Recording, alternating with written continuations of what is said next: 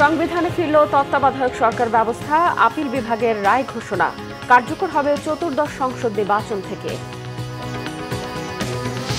তত্ত্বাবধায়ক সরকারের অধীনেই সুষ্ঠু নির্বাচন সম্ভব, এটি কিভাবে গঠন হবে তা নিয়ে আলোচনা হবে বললেন বিএনপি নেতা আমির খসরু মাহমুদ। দেখছিলেন ক্রাউন সিমেন্ট সংবাদ শিরোনাম, এবারে বিস্তারিত। তত্ত্বাবধায়ক সরকার ব্যবস্থা পূর্ণ বহাল করে রায় দিয়েছে আপিল বিভাগ। সংবিধানে তা অন্তর্ভুক্ত করার নির্দেশও দেওয়া হয়েছে, তবে এটি কার্যকর হবে চতুর্দশ নির্বাচন থেকে। ত্রয়োদশ জাতীয় সংসদ নির্বাচন হবে অন্তর্বর্তী সরকারের অধীনেই। আপিল বিভাগ এমন নির্দেশনাই দিয়েছে। প্রধান বিচারপতি সৈয়দ রেফাত আহমেদের নেতৃত্বাধীন আপিল বিভাগের পূর্ণাঙ্গ বেঞ্চ সকালে এই রায় দেয়। আদালতের পর্যবেক্ষণে তত্ত্বাবধায়ক ব্যবস্থা বাতিলের রায়কে কলঙ্কিত বলে আখ্যায়িত করা হয়েছে। গত বছরের 5 আগস্টের পর তত্ত্বাবধায়ক সরকার ব্যবস্থা বাতিল করে দেয়া আপিল বিভাগের রায় পুনঃ বিবেচনা চেয়ে বদিউল আলম মজুমদার, মির্জা ফখরুল ইসলাম আলমগীর ও মিয়া গোলাম পরোয়ার সহ কয়েকজন বিশিষ্ট নাগরিকের করা আবেদনের পরিপ্রেক্ষিতেই এই রায় দেয়া হলো। এর ফলে সংবিধানের ত্রয়োদশ সংশোধনীর ধারা 3 দ্বারা সন্নিবেশিত তত্ত্বাবধায়ক সরকার সম্পর্কিত বিধি পুনর্জীবিত হলো। আজকের দিনটি সারা বাংলাদেশের মানুষের জন্য মনে হয় যে একটা ঈদের দিন। এই ঈদের দিন এই কারণে যে 13 অ্যামেন্ডমেন্টটিকে একজন বিচারপতি রাজনৈতিক উদ্দেশ্য প্রণোদিতভাবে তিনি এই রায়টি দিয়েছেন এবং এমনভাবে বাতিল করেছেন যে তিনি সরকার যেভাবে অ্যামেন্ডমেন্ট করেছেন তার রিটায়ারমেন্টের পরে তিনি সেইভাবেই তিনি সেটা বাতিল করেছেন। অর্থাৎ আজকের রায়ের ফলে আবার তত্ত্বাবধায়ক ব্যবস্থা ফিরে এসেছে। এদিকে অ্যাটর্নি জেনারেল মোহাম্মদ আসাদুজ্জামান বলেছেন, অসৎ ও রাজনৈতিক উদ্দেশ্যে তত্ত্বাবধায়ক সরকার বাতিলের রায় দেওয়া হয়েছিল, তাই পূর্ণ বিবেচনা করে সেই রায় বাতিল করেছে আপিল বিভাগ। পঞ্চদশ সংশোধনী নিয়ে চলমান আপিল তত্ত্বাবধায়ক সরকারকে বাধাগ্রস্ত করবে না বলেও ব্রিফিংয়ে জানান তিনি। আশা প্রকাশ করেন, এই রায়ের মাধ্যমে বাংলাদেশ গণতন্ত্রের মহাসড়কে এগিয়ে যাবে। The law is always prospective unless it is given retrospective effect. Judgment is always retrospective unless it is given prospective effect. ওনারা এটাকে প্রসপেক্টিভ ইফেক্ট দিয়েছেন, অর্থাৎ আগামী সংসদ ডিজলভ হওয়ার পরের থেকে এই রায় কার্যকর হবে। ফলে তত্ত্বাবধায়ক সরকার ব্যবস্থা পুনর্বহাল হলো। বাংলাদেশের মানুষ আগামী দিনে নিজের ভোট নিজে দিতে পারবেন। দিনের ভোট রাতে হবে না, মৃত মানুষ এসে ভোট দিয়ে যাবেন না। এরকম একটি গণতান্ত্রিক মহাসড়কে চলা শুরু করলেন বলে আমরা মনে করি। দর্শক, সুপ্রিম কোর্টে আছেন সহকর্মী নাবিল জাহাঙ্গীর, চলে যাচ্ছি তার কাছে। নাবিল, আপিল বিভাগের রায় ও আদালতের পর্যবেক্ষণ সম্পর্কে আমাদের বিস্তারিত জানাবেন। কনক, আপনি জানেন যে 2011 সালে তত্ত্বাবধায়ক সরকার এবং ত্রয়োদশ সংশোধনী বাতিল করে যে রায়টি আপিল বিভাগ দিয়েছিল সেটি কিন্তু আজকে সেই রায়টিকেই আসলে বাতিল করা হয়েছে এবং এর ফলে তত্ত্বাবধায়ক সরকার সেটি পুনর্বহাল করলো আপিল বিভাগ। এবং যেহেতু পূর্ণাঙ্গ রায় এখনো প্রকাশিত হয়নি, সেক্ষেত্রে কিন্তু আসলে আপিল বিভাগের যে পূর্ণাঙ্গ পর্যবেক্ষণ সেটি আমরা এখনই বলতে পারছি না। তবে আপিল বিভাগ আসলে যেটি বলেছেন, এই যে রায়টি সেটি হচ্ছে পরবর্তী সংসদ ভেঙে দেওয়ার পর কার্যকর হবে তত্ত্বাবধায়ক ব্যবস্থা। অর্থাৎ এই যে আসন্ন নির্বাচন, ত্রয়োদশ জাতীয় সংসদ নির্বাচন, সেক্ষেত্রে ত্রয়োদশ জাতীয় সংসদ নির্বাচন কিন্তু অন্তর্বর্তী সরকারের অধীনেই অনুষ্ঠিত হবে এবং এরপরের যে নির্বাচন সেই নির্বাচনে কিন্তু তত্ত্বাবধায়ক সরকার ব্যবস্থা সেটি আসলে কার্যকর হবে। এবং আমরা কিন্তু রাষ্ট্রের যিনি সর্বোচ্চ আইন কর্মকর্তা অ্যাটর্নি জেনারেল, তার সাথেও কথা বলছিলাম, তার কাছে জানতে চাইছিলাম যে পরবর্তীতে এই রায়ের বিরুদ্ধে কি আবারও রিভিউ করে কিংবা আপিল করে সেটি পরিবর্তনের সুযোগ আছে কিনা। তিনি কিন্তু আমাদেরকে বলেছেন যে বাংলাদেশের যে প্রচলিত নিয়ম আইন, সেই ক্ষেত্রে কিন্তু আসলে দ্বিতীয়বার রিভিউ করার সুযোগ নেই।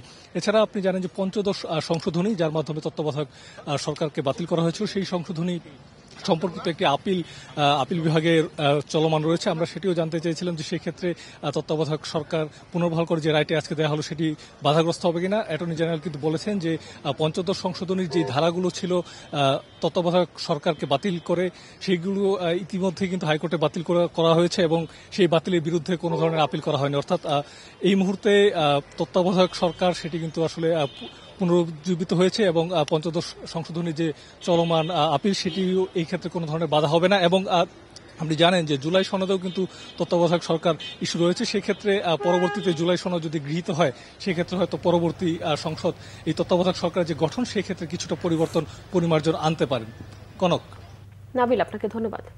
সংবিধানে তত্ত্বাবধায়ক সরকার ব্যবস্থা পুনর্বহালের রায় দেশের নতুন দিগন্ত উন্মোচন করবে বলেছেন বিএনপি স্থায়ী কমিটির সদস্য আমির খসরু মাহমুদ চৌধুরী।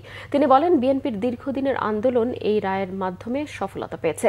ঢাকা বিশ্ববিদ্যালয়ের কলা ভবনের সামনে বটতলায় ফ্রি মেডিকেল ক্যাম্প ও স্বাস্থ্যসেবা কর্মসূচির উদ্বোধন করে আমির খসরু মাহমুদ চৌধুরী এই কথা বলেন। বিএনপি স্থায়ী কমিটির এই নেতা আরও বলেন, তত্ত্বাবধায়ক সরকারের অধীনেই সুষ্ঠু নির্বাচন সম্ভব, তবে এটি কিভাবে গঠন হবে তা নিয়ে আলোচনা হবে বলেও তিনি জানিয়েছেন। বিএনপির ভারপ্রাপ্ত চেয়ারম্যান তারেক রহমানের ৬১তম জন্মদিন আজ। ১৯৬৫ সালের ২০ নভেম্বর জন্মগ্রহণ করেন তিনি। শহীদ রাষ্ট্রপতি জিয়াউর রহমান ও সাবেক প্রধানমন্ত্রী বেগম খালেদা জিয়া দম্পতির প্রথম সন্তান তিনি। বাবা মায়ের বড় সন্তান হিসেবে খুব কাছে থেকে দেখেছেন পিতার জীবনের চ্যালেঞ্জের নানা দিক। বাবার মৃত্যুর পর মা বেগম খালেদা জিয়ার সান্নিধ্যে কাটে তার জীবন। পড়াশোনা করেছেন ঢাকার BF Shaheen college, saint Joseph college, Dhaka residential model college ও আদমজী ক্যান্টনমেন্ট কলেজে। ১৯৮৪ সালে ভর্তি হন ঢাকা বিশ্ববিদ্যালয়ে, সেখান থেকেই স্নাতক ডিগ্রি করেন। বিএনপির একজন সাধারণ সদস্য হিসেবে নিজের পরিচয় শুরু করলেও ২০০২ সালে দলের সিনিয়র যুগ্ম মহাসচিবের দায়িত্ব পালন করেন। বর্তমানে বিএনপির ভারপ্রাপ্ত চেয়ারম্যান হিসেবে দায়িত্ব পালনকারী তারেক রহমান লন্ডনে অবস্থান করে নিয়মিতই অংশ নিচ্ছেন দলীয় কার্যক্রমে। বাংলাদেশের ইতিহাসে নির্যাতিত, নিপীড়িত আর আপোষহীন সংগ্রামী এক রাজনীতিবিদের নাম Tarique Rahman. Dhaka metropolitan police commissioner Sheikh Mohammad Sajjad Ali বলেছেন, গুলির নির্দেশনা তার নয়, পুলিশ আইনেই বলা আছে। সকালে রমনায় ঢাকা মহানগর পুলিশের সাইবার সাপোর্ট সেন্টারের উদ্বোধন করেন ডিএমপি কমিশনার। তিনি বলেন, ভুক্তভোগী সহজেই যে কোনো অভিযোগ করতে পারবে সাইবার সাপোর্ট সেন্টারে। ২৪ ঘন্টা একটি দল কাজ করবে ভুক্তভোগীদের সেবা দিতে। সাংবাদিকদের এক প্রশ্নের জবাবে কমিশনার আরও বলেন, পুলিশ অরাজকতা প্রতিহত করতে গেলে তাদের সাথে অসদাচরণ করা যাবে না। যারা আগুন জ্বালিয়ে ককটেল মেরে নাশকতার চেষ্টা করছেন, যে কোনো মূল্যে তাদের প্রতিহত করা হবে বলেও ডিএমপি কমিশনার হুঁশিয়ারি করে দেন। জানান, পুলিশ আইনের ৩টি ক্ষেত্রে গুলি করার নির্দেশনা আছে। এটা পুলিশ কমিশনারের কোনো নির্দেশনা না, এটা এদেশের আইন। আপনারা আইনটা দেখেন। আমি তো কোনো নিজে আইন বানাই না, আইন বানাই পার্লামেন্ট। এদেশের বেসিক আইনে বলা হয়েছে আমাদের পিআরবিতে 3টা ক্ষেত্রে ফায়ার ওপেন করার কথা বলা হয়েছে। একটা হচ্ছে to establish right of private defence. Right of private ডিফেন্সের মধ্যে আছে মানুষের জীবন এবং জানমাল। 2 নম্বর ক্ষেত্র হচ্ছে সিআরপিসি 127 এবং 28-এ আনলফুল অ্যাসেম্বলিকে ডিসপার্স করার জন্য। 3 নম্বর ক্ষেত্র আছে কোনো যাবজ্জীবন প্রাপ্ত এবং মৃত্যুদণ্ড প্রাপ্ত কোনো আসামির অ্যারেস্ট এক্সিকিউট করার জন্য। আন্তর্জাতিক প্রসঙ্গ। যুদ্ধবিরতির মধ্যেই গাজায় হামলার তীব্রতা বাড়িয়েছে ইসরায়েল। ২৪ ঘন্টায় হত্যা করা হয়েছে অন্তত ২৮ জন ফিলিস্তিনিকে। হামলা হয়েছে লেবাননেও। এদিকে বেআইনিভাবে দখলকৃত ভূখণ্ডে ইসরায়েলের প্রধানমন্ত্রী বেনিয়ামিন নেতানিয়াহুর সফরে তীব্র নিন্দা জানিয়েছে সিরিয়া। বৃহস্পতিবার সকাল পর্যন্ত ২৪ ঘন্টায় গাজায় তাণ্ডব চালায় দখলদার ইসরায়েলি বাহিনী।